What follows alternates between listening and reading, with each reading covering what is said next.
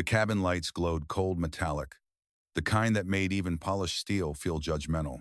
At the narrow doorway of Flight 227, a man in a crisp captain's uniform lifted a hand to block her path. "Ma'am, passengers board through the jet bridge," he said flatly. "This area is for flight crew only." His voice carried just enough volume for the nearby passengers to hear. A few shifted uncomfortably. Others stared not at him but at her. She didn't move, didn't blink, only tilted her head slightly, her dark hair catching the overhead light. "I am flight crew," she answered, calm, exact. The man frowned. "Sure you are." He didn't even glance at the badge clipped to her blazer. He'd already decided what he saw. A black woman in navy heels, a quiet face that didn't fit his picture of authority. Behind them, the line stalled. The air filled with whispers. A flight attendant murmured, "What's happening?" Someone else muttered, "She doesn't look like a pilot." Her fingers tightened around the small plastic ID card in her hand. Cassandra Lewis. She held it up between them, steady. "My credentials." He laughed once sharp. "You printed that yourself. We don't let imposters on this aircraft." The word imposter hung in the air like a slap. For a long second, she didn't speak. The silence itself was her refusal. Then she stepped 1 inch closer, voice low enough that only he could hear. "You're making a mistake." He smirked. "You people always say that." The phrase hit harder than the cold air rushing through the open door. It wasn't new. She'd heard it before at 23 when an instructor told her she'd never be calm enough to fly a real cockpit.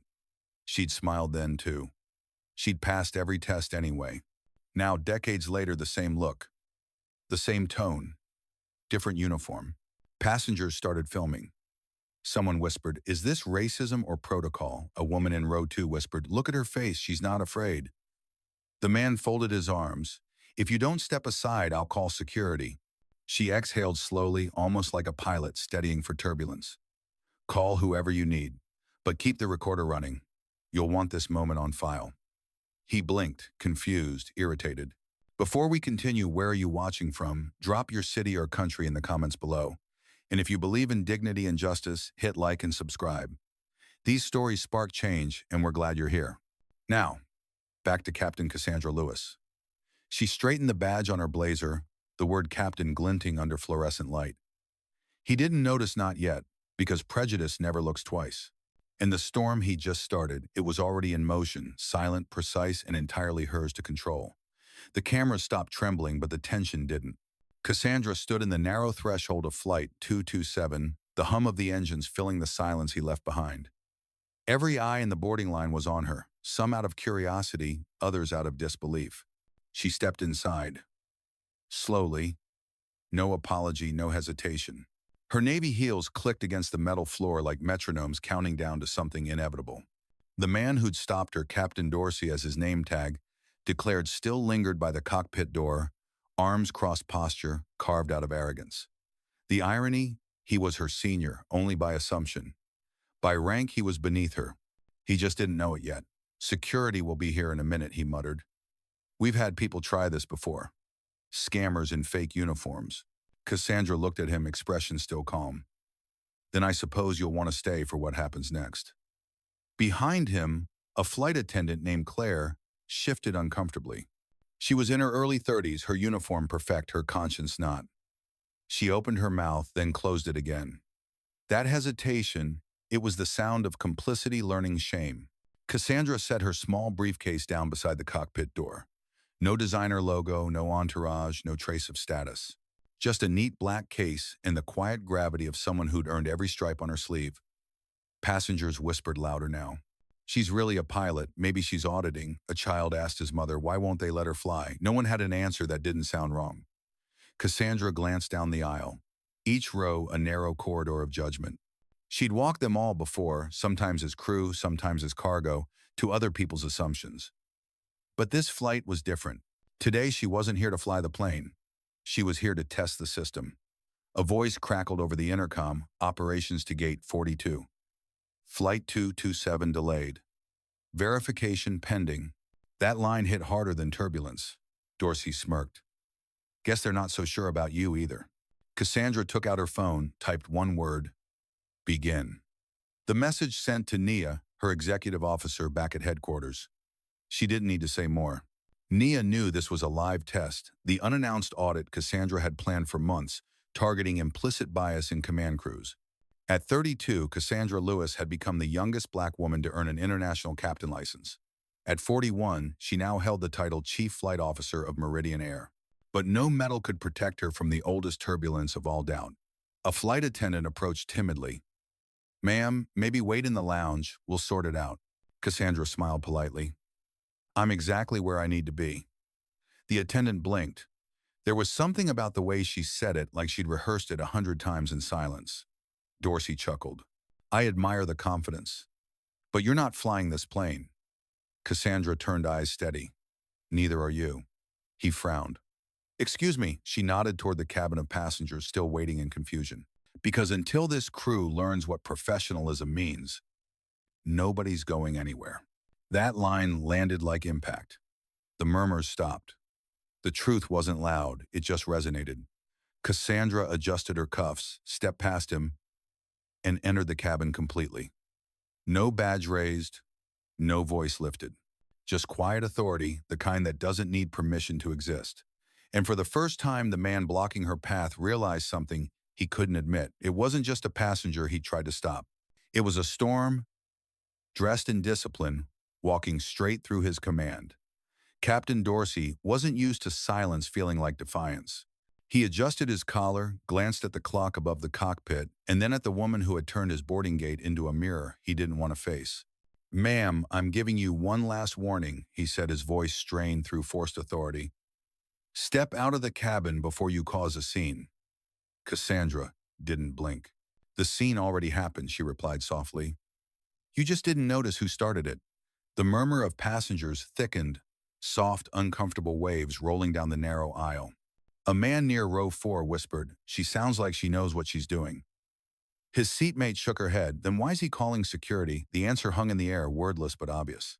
At the back of the plane, a young woman in a green trainee vest, Mia, barely 22, watched through wide eyes. She'd seen Dorsey mock people before: older attendants, maintenance staff, even other pilots with accents. But this was different. This time he'd said the quiet part out loud. Mia glanced at the flight manifest on her tablet. Her breath caught. There it was, highlighted in gray: Cassandra Lewis, Inspection Observer, CFO Authorization. Her thumb hovered over the report button. She hesitated, hearing her supervisor's voice echo in her head. "Stay out of it if you want your job." Up front, Dorsey leaned in again, his smile tight. "You people always think confidence is competence," he muttered under his breath. Cassandra caught it. Every syllable. She turned slowly toward him. "No," she said. "Competence is what I built when people like you said I couldn't." The atmosphere shifted, tiny movements, passengers straightening, glancing between them. The kind of tension that doesn't explode, it seeps. One older woman near first class reached for her phone, whispering, "Record this." Another passenger sighed. "Here we go again." Dorsey crossed his arms. "You really don't know when to quit, do you?" Cassandra tilted her head. "If I had, you'd still be the only kind of pilot they hire." His jaw tightened. "That's supposed to mean something." She met his stare. "It means this company's been flying blind long enough." A sharp ding interrupted them, an intercom chime from ground control. "Captain Lewis," a voice said over the speaker, "HQ confirms your presence for internal evaluation." The entire cabin froze. Even Dorsey's smirk faltered. "HQ," he repeated. Cassandra's tone didn't rise, but it filled the room. "You wanted verification. You just got it." "Claire," the senior attendant whispered. She said, "Captain." Mia nodded quietly, tears of vindication welling behind her eyes. Still, Dorsey refused to yield. "I don't care who you say you are. Nobody walks onto my aircraft unannounced." "Then it's a good thing it's not yours," Cassandra replied. Her words landed clean, not shouted, just final. He took a step forward, trying to tower over her, but authority doesn't scale by height. She didn't move an inch. "You grounded me for existing," she said evenly. "Now you're about to find out what real grounding feels like." At that, the passengers gasped, not because she was loud, but because she was right. Mia finally tapped submit on her tablet. The system pinged with a quiet tone that only she heard, confirmation that the internal audit was live. Cassandra glanced toward her subtly, a brief nod acknowledgement between courage and command. Outside, the engines idled restless. Inside, the flight crew's hierarchy was starting to crack. The storm was building quiet, contained, unstoppable, and everyone on board could feel it beginning to shake the air before takeoff. The sound of the engines faded into the background hum of guilt. Passengers leaned over their seats pretending not to watch while recording anyway. Captain Dorsey stood stiff at the entrance radio clenched in his fist, his voice cracking under the weight of authority that suddenly felt borrowed. Security to gate 42, he barked into the mic. Possible impersonation attempt female in uniform, name Lewis. The words hit the cabin like static. Mia froze. She stared at the tablet still in her hands where the screen glowed with the official roster. Flight 227. Verification active. Authorized Captain Cassandra Lewis, CFO, Meridian Air. She looked up. The woman standing a few feet away wasn't an imposter. She was the very person this airline answered to. Mia's pulse quickened. Her hands trembled, but not from fear, from the weight of truth begging to be said. Cassandra caught her eye. 1 second. A silent signal. Do what's right. The trainee swallowed hard, stepped forward through the narrow aisle, and raised her voice louder than she ever had before. Sir, she's on the list. Heads turned. The hum of whispers broke. Dorsey spun around, disbelief twisting his face. What did you just say? Mia held the tablet high, her voice shaking but clear. She's Captain Cassandra Lewis. It says so right here, CFO authorization. Claire, the senior attendant, blinked. Wait, the chief flight officer. Cassandra didn't nod, didn't smile. She just let the room do the math. Dorsey's color drained, but pride spoke faster than reason. Trainee, you must have pulled the wrong log. That's classified information. No, sir. Mia shot back, courage rising with every word. It's time-stamped and confirmed by HQ 3 minutes ago. A few passengers began murmuring disbelief, anger, vindication. A man in business class said, she told you. You just didn't listen. The air thickened again, heavier this time. Cassandra looked at Mia and said gently, thank you, officer. You've done your duty. That small acknowledgement hit harder than applause. Mia's eyes glistened. No one had ever called her officer before. Dorsey stepped closer, jaw tight. You think one scared trainee clears you. You walk in here dressed like authority and expect Cassandra's voice sliced through him. Calm, sharp. No, I don't expect respect. I expect accuracy. But since you can't provide either, I'll handle it myself. She tapped her earpiece. Nia, activate internal broadcast, flight 227, gate feed only. From somewhere unseen, a crisp female voice responded, activated, Captain. You're live to all operations personnel. The plane went silent. Even the crying baby stopped. Cassandra took a slow breath, then looked at Dorsey. You accused me of impersonation on record. You called for security. Now you'll explain why.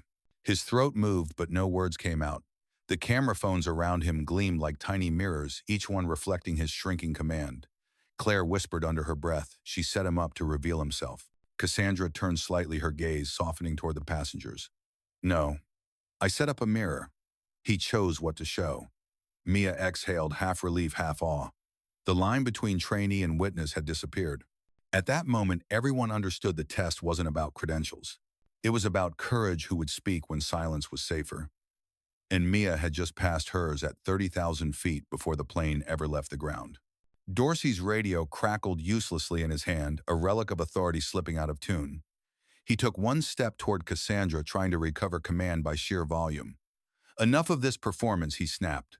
You think shouting chief officer makes it true? Cassandra didn't flinch. You think shouting security makes you right? Her calm hit harder than anger could. Every syllable steady, every movement measured, like she was piloting through turbulence she'd predicted years in advance. Dorsey jabbed a finger toward her chest. I've flown 20 years without incident. I don't need some diversity hire telling me how to do my job. The words dropped like a fuel leak, quiet at first, then toxic as they spread. Even Claire gasped. A few passengers whispered, did he just say that out loud? Cassandra looked down at the finger, pointed at her, then at the uniform sleeve it came from. Slowly she said, remove your hand, Captain.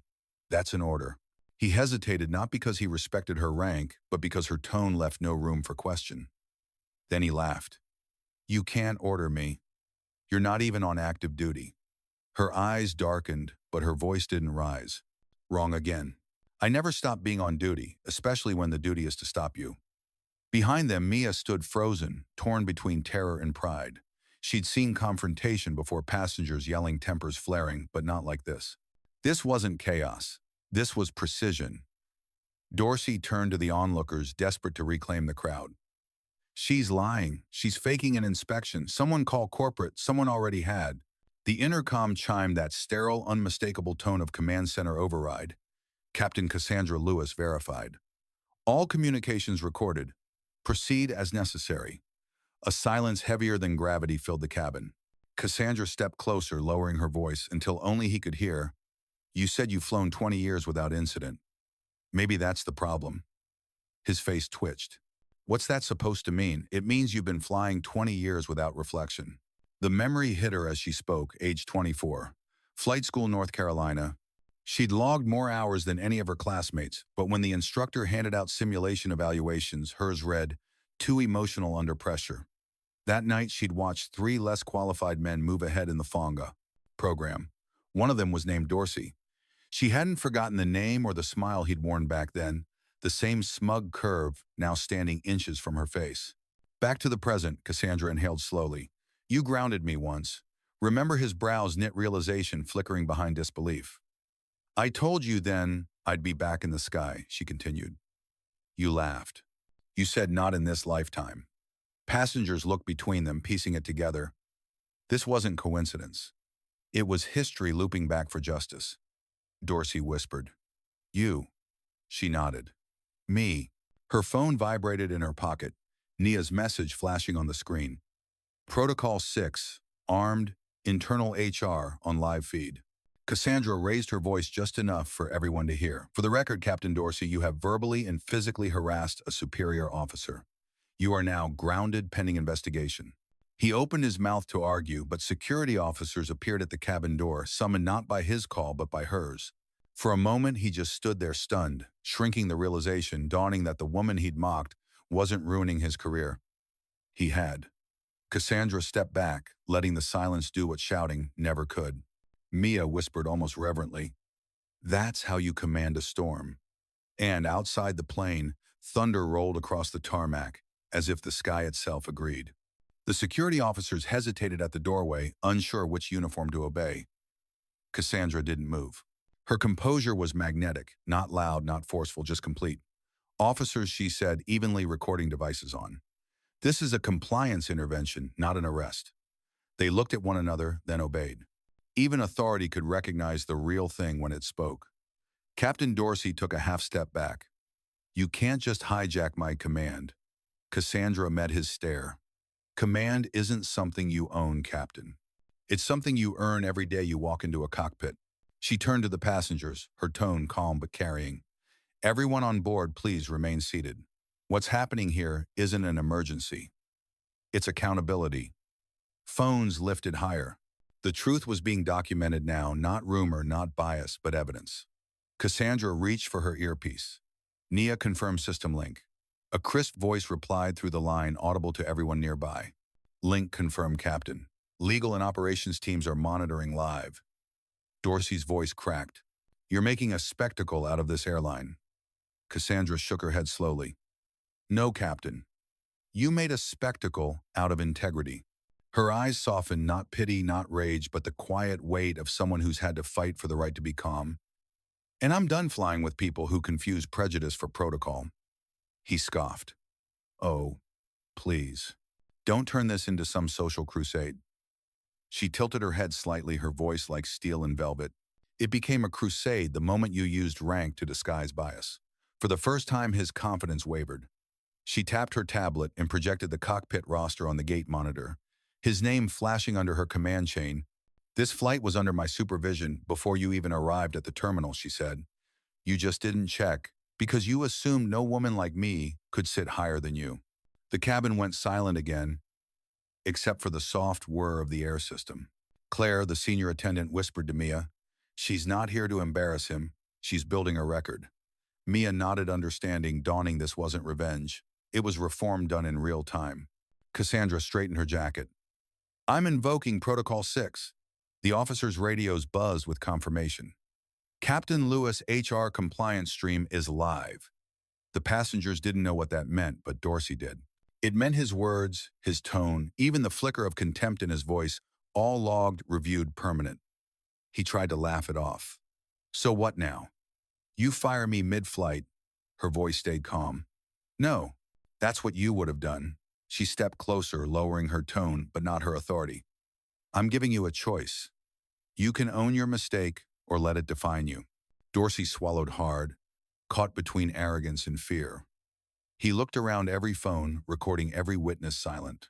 The first officer who once thought he owned the cockpit now stood surrounded by the truth he created.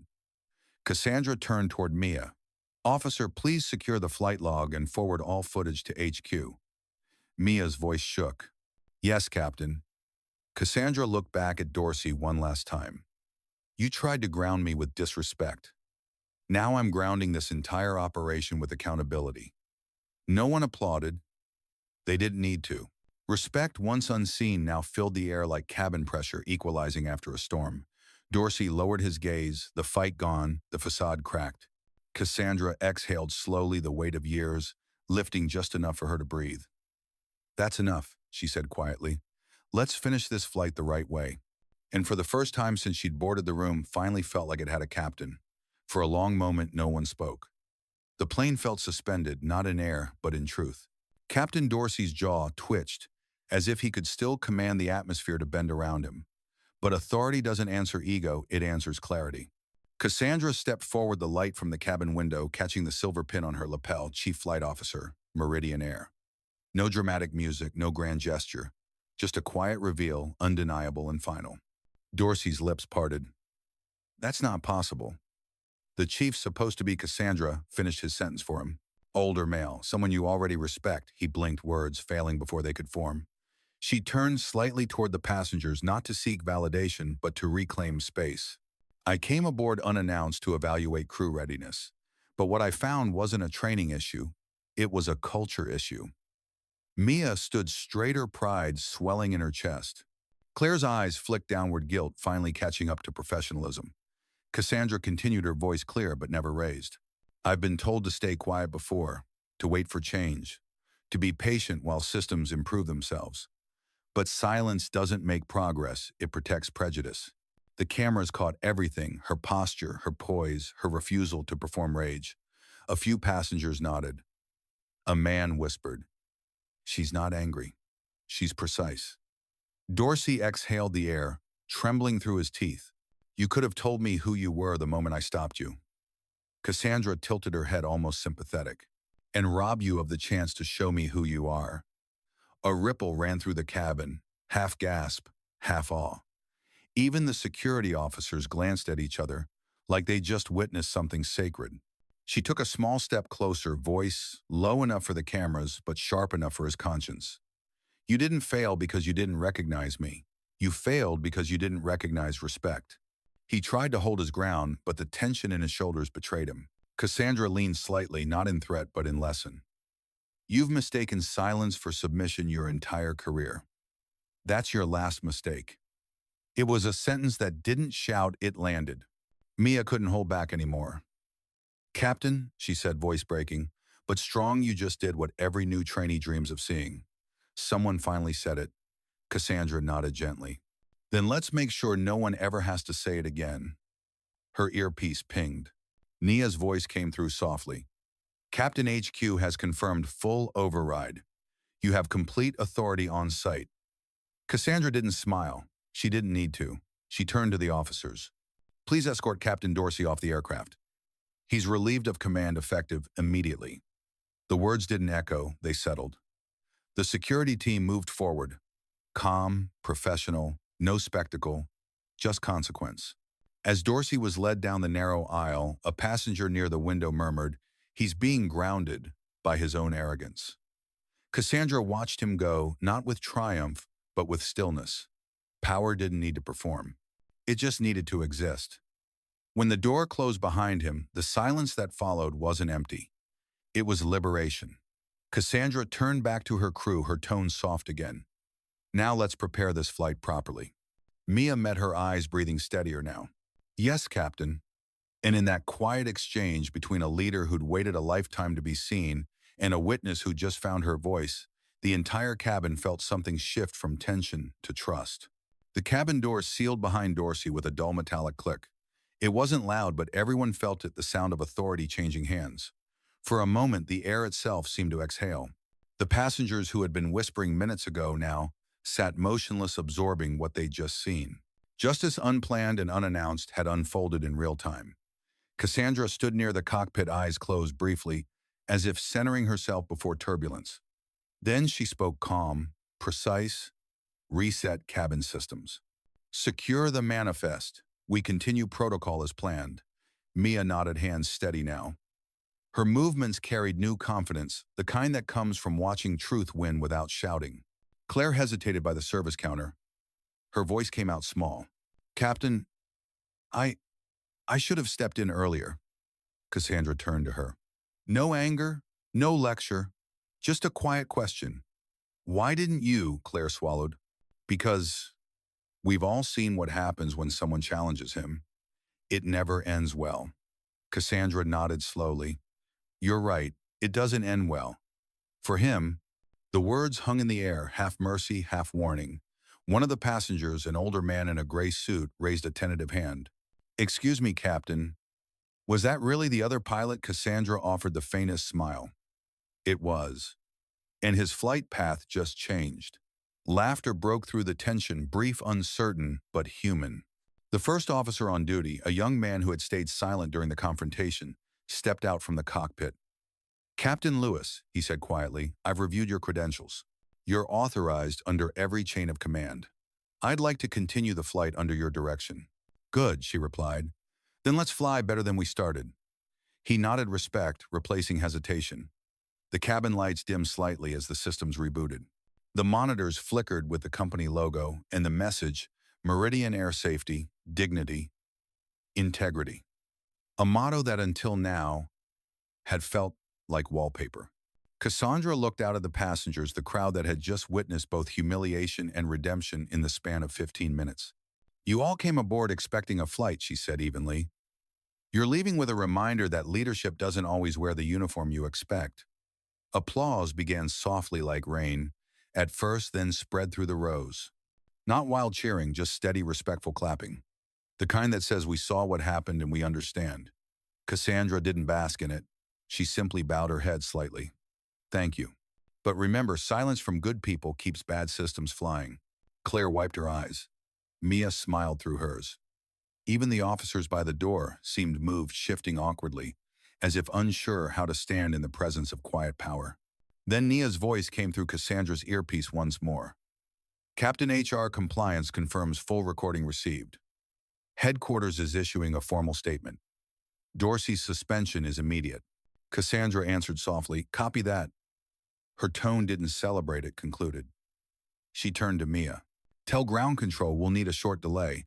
I want every passenger briefed personally." "Yes, Captain." The engines hummed low, steady, obedient. For the first time that day, the sound wasn't oppressive. It was peaceful. Cassandra stepped into the aisle, pausing midway to glance at the people she just led, not through the sky, but through a reckoning. "You've just witnessed turbulence of a different kind," she said quietly. "But that's why I became a pilot, not to escape storms, but to show we can fly through them." The plane was silent again. But this silence wasn't fear, it was respect. The applause faded into something softer, a low hum of realization. Passengers leaned back, exhaling tension they didn't know they'd been holding. The security officer stepped aside, unsure whether to salute or disappear. Cassandra turned to Mia, who was still standing at the service station, clutching her tablet like a lifeline. "Officer Cassandra said pull up the crew roster for this flight. I want every name verified." "Yes, Captain." Mia's voice was calm, now grounded by the weight of trust. Her fingers danced over the screen. As the data loaded, Cassandra spoke again, her tone carrying more warmth than command. "You did the right thing, Mia. You didn't stay silent. That's the difference between passengers and crew, between bystanders and leaders." Mia's eyes glistened. "I was scared." Cassandra nodded. "Good. Courage isn't the absence of fear. It's walking through it anyway." The young woman blinked back, tears her shoulders, squaring, as if she'd just earned invisible wings. Claire approached, next voice unsteady. "Captain, I'd like to file a statement about the times he ignored passenger complaints, about the women he mocked on shift. File it, Cassandra said simply. Every word. Claire hesitated. Do you think it'll matter? Now Cassandra met her gaze. It always matters. Maybe for the first time it will be heard. Her earpiece chimed again. Captain Louis Nia's voice came through calm but electric. The board is convening early. Legal and HR want you to authorize immediate termination. Cassandra's eyes flicked toward the closed cabin door. Tell them it's already done. I delivered it myself. A pause, then Nia's smile was almost audible. Understood, Captain. For the record, well done. The cabin fell quiet again, but this time the silence carried weight, the kind that only truth can leave behind. Cassandra turned toward the passengers. Ladies and gentlemen, this flight will depart shortly. But before we move, I owe you transparency. Every phone lifted again, but now the lenses trembled less. They weren't recording scandal. They were documenting history. What you witnessed wasn't planned. But it's not rare either. It's what happens when assumption outranks accountability. Today it didn't. She looked down the aisle, row after row of strangers, now united by the shared electricity of justice in motion. A woman near the back raised her hand. Captain, how did you stay so calm? Cassandra smiled faintly. When you've been questioned your whole life for existing in a space you've earned, calm becomes armor. The answer drew a low murmur of agreement, not applause, just the kind of silence that listens. She turned back to her crew. From this moment forward, Meridian Air operates under a new policy, the Lewis Standard. No tolerance for bias in command or service. Respect is non-negotiable. Claire typed the announcement into the onboard log, her hands trembling from something that wasn't fear anymore, it was pride. Cassandra looked toward the cockpit where Dorsey's empty seat still sat waiting. She rested her hand on the frame for a brief moment, a gesture, not of victory but closure. He thought I wanted revenge, she said quietly. I wanted reform, Mia whispered. And you got both. Cassandra smiled, stepping back. No, we did. The first officer reappeared from the cockpit. Pre-flight checks complete, Captain. Ready when you are. She gave a single nod. Let's fly. As the engines surged back to life, passengers leaned into their seats, the hum of ascent replacing the tension of confrontation.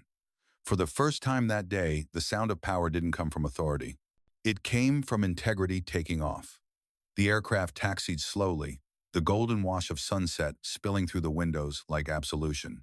Every passenger could feel it, the weight of what had just happened still lingering in the recycled air, mixing with the faint scent of coffee and jet fuel. Mia stood near the galley headset on sending updates to ground control. Her posture had changed. Gone was the uncertain trainee who whispered apologies. In her place stood a young officer who'd seen what leadership looked like when it refused to shout.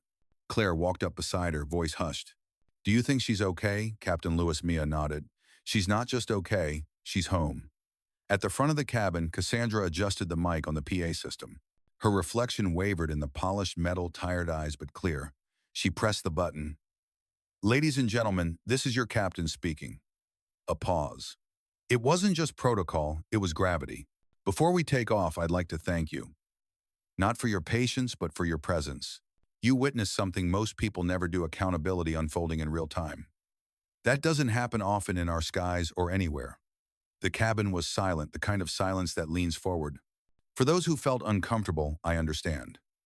So did I. Growth always is. But today, you didn't just see a flight crew. You saw a system being tested and corrected. A passenger near the window wiped a tear discreetly. Another whispered, "She's not giving a speech, she's giving closure." Cassandra smiled softly into the mic. We'll be departing in a few minutes. Our route is clear.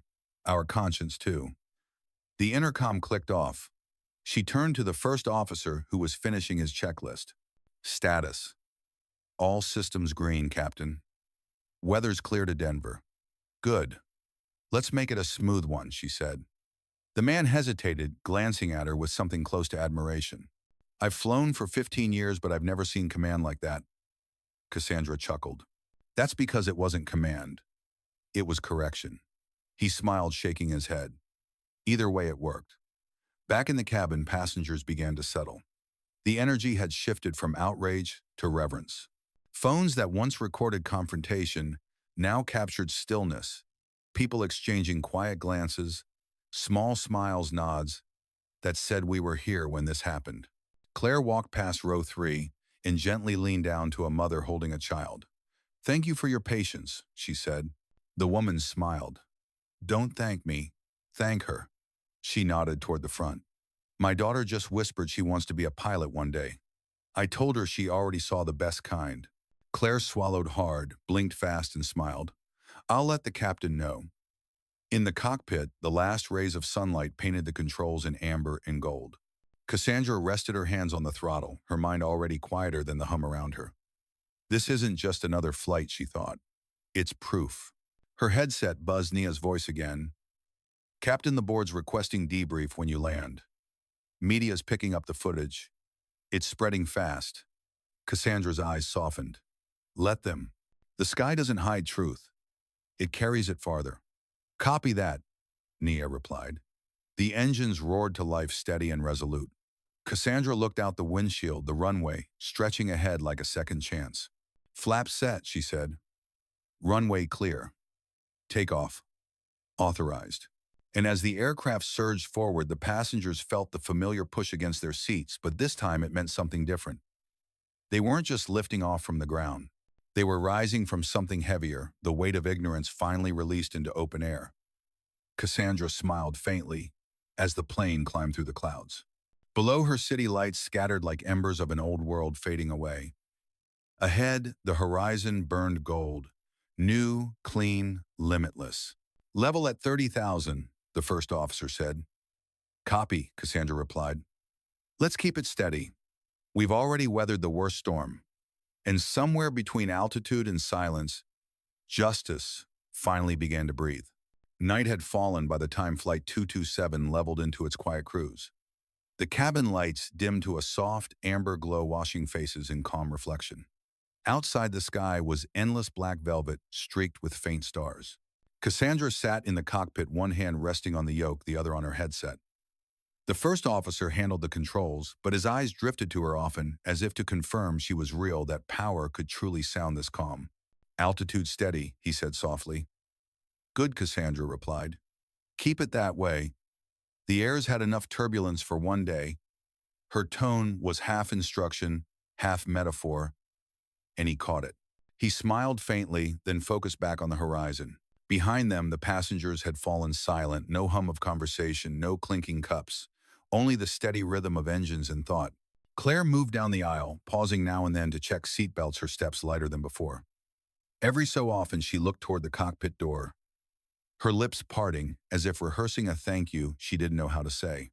When she finally reached the front, she pressed the call button. The door slid open slightly. "Captain," she said quietly, "the passengers. They're asking if you'll speak again." Cassandra turned. Her face was lit only by the instrument panel, half in shadow, half in command. "Of course," she said. She rose from her seat and stepped into the aisle. Every gaze followed her, the murmur fading into a reverent hush. She picked up the PA mic again, her fingers steady around the coiled cord. "This is Captain Lewis," she began.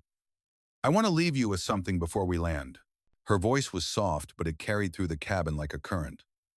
"Today reminded me of my first solo flight. I was 23, nervous, determined, and the instructor told me, 'Don't fight the wind. Work with it.' I've been learning what that means ever since." The audience leaned closer. Sometimes the wind is weather. Sometimes it's people. Sometimes it's the invisible walls we pretend not to see. But either way, it tests you. And you either rise or you stall. A child whispered, "She's like a movie." His mother hushed him, but Cassandra smiled at the sound. "I didn't come here to humiliate anyone," she continued. "I came because I once promised myself I'd never let another woman or anyone be grounded for who they are." She paused, letting the engines fill the silence for a few beats. Dignity isn't noise. It's consistency. It's every calm decision you make when the world expects you to shout. Phones were lifted again, but this time they weren't recording drama, they were capturing a declaration. "If you take anything from this flight, let it be, this justice doesn't need applause. It needs continuity. The kind that starts small in how we treat the person beside us." The light above her flickered slightly, glinting across her captain's badge. And remember, silence doesn't always mean weakness. Sometimes it means control. She lowered the mic, the last sentence settling over the cabin, like soft rain after thunder. Then, as if on cue, a ripple of quiet applause spread through the rows, not the wild clapping of spectacle, but the steady rhythm of understanding. Cassandra nodded once. "Thank you for flying Meridian Air," she said gently. "We'll be descending shortly. And next time you travel, I hope you fly with the same thing that carried us tonight, respect." She returned to the cockpit, the door closing behind her with a quiet seal. Inside, the first officer looked at her and said simply, "Beautiful speech, Captain." She smiled, eyes on the stars ahead. "It wasn't a speech," she murmured. "It was a promise." 3 months later, the sky over Denver gleamed a winter blue, the kind that feels newly washed. The world had changed quietly since that day on Flight 227. Not through scandal or headlines, but through policy, through people, through proof. Inside Meridian Air's headquarters, sunlight poured through glass walls onto a room filled with staff pilots, attendants, engineers, trainees, all gathered for the new annual briefing. A banner hung above the stage in clean silver letters, "The Lewis Standard Lead with Respect. Fly with Dignity." Cassandra stood at the podium wearing the same navy blazer she'd worn that day. "No cameras, no scripts, use truth." Behind her, a small photo framed on the wall showed a moment captured by a passenger, a silhouette of a woman standing in an aircraft doorway, calm amid chaos. 3 months ago, Cassandra began a flight was delayed because someone mistook calm for weakness, indifference for deception. That delay became our turning point. The room was silent, hundreds listening. Since then, we've retrained every crew. We've rewritten every bias clause. And most importantly, we've started listening not just when it's safe, but when it's uncomfortable. Mia sat in the front row, now wearing her new badge, First Officer Trainee, Command Program. She sat taller than before, her eyes bright with purpose. Claire sat beside her, now a lead instructor for the new Diversity and Operations team. Cassandra's gaze moved across the crowd. What happened on Flight 227 wasn't about punishment, it was about transformation. Leadership isn't what you say when you're in control, it's what you do when you lose it. She paused, letting the words settle. The kind of stillness that makes people realize they're part of something larger than applause. "We can't erase the past," she said softly, "but we can correct the altitude we fly at. Every time you treat someone with dignity, you're recalibrating the system." That's how real reform works, one flight, one face, one moment at a time. The staff began to nod, some blinking away, quiet tears. From the back, Mia rose to her feet. "Captain," she said, her voice shaking slightly, "you changed how we fly." Cassandra smiled gently. "No, Mia, you did. You spoke when silence was safer." That's how the sky opens. The room broke into soft applause, not roaring, not staged, just real. Later, Cassandra walked alone onto the tarmac. Planes rolled in and out, their engines low and steady like the heartbeat of something reborn. She looked up at one climbing through the cold air, its wings glinting in sunlight. Nia's voice came through her phone. "Press is still running stories about you. They're calling it the grounded captain." Cassandra laughed quietly. "Good. Let them. Sometimes grounding is what helps everyone else rise." She ended the call, her eyes following the aircraft disappearing into the horizon. It was never about being the first black woman in command, she thought. It was about making sure she wouldn't be the last. She exhaled slowly, the sound almost blending with the wind sweeping across the runway. As she turned to head back inside, a group of cadets passed by in fresh uniforms. One of them, a young girl with dark curls, paused and saluted awkwardly. "Captain Lewis," she said, nervous, "but proud someday. I want to fly the way you do." Cassandra smiled, placing a steady hand on her shoulder. "Then start by standing the way you just did. The sky remembers courage." The girl grinned, and Cassandra walked on her shadow, long against the runway's light. Above her, another jet cut through the clouds, its trail a single white line stretching toward the sun, clean, quiet, and endless. Because justice, like flight, isn't about how loud you ascend. It's about how steadily you stay in the air.